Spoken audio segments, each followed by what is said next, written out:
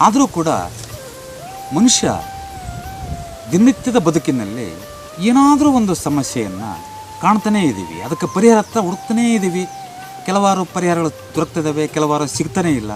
ಅದು ಯಾಕೆ ಯಾಕೆ ಯಾಕೆ ವೈ ವೈ ವೈ ಅಂತ ಹುಡುಕಾಟದಲ್ಲೇ ನಮ್ಮ ಜೀವನವನ್ನು ಕಳೆದಾಗ್ತಾ ಹೋಗ್ತಾ ಇದೆ.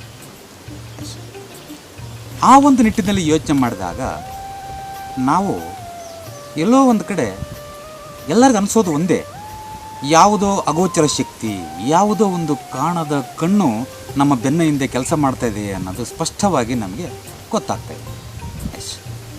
ಈ ವಿಚಾರದಲ್ಲಿ ನಾನು ಅದಕ್ಕೆ ವ್ಯಾಖ್ಯಾನ ಮಾಡಬೇಕು ಅಂತಂದರೆ ಒಂದು ಸ್ಥಾನಬಲ ಅನ್ನೋದು ಅತಿ ಮುಖ್ಯವಾಗಿ ನಮ್ಮ ಜೀವನಕ್ಕೆ ಬೇಕಾದದ್ದು ಅನ್ನೋದು ನನ್ನ 5 ಲಕ್ಷ ಕಿಲೋಮೀಟರ್ಗಳ ಪ್ರಯಾಣದಲ್ಲಿ ಅನುಭವ ಮತ್ತು ನಿದರ್ಶನಗಳ ಆಧಾರದ ಮೇರೆಗೆ ನನಗೆ ಸಿಕ್ಕಂಥ ಒಂದು ಬ್ರಹ್ಮಾಸ್ತ್ರ ಅಂತ ಹೇಳ್ಬೋದು.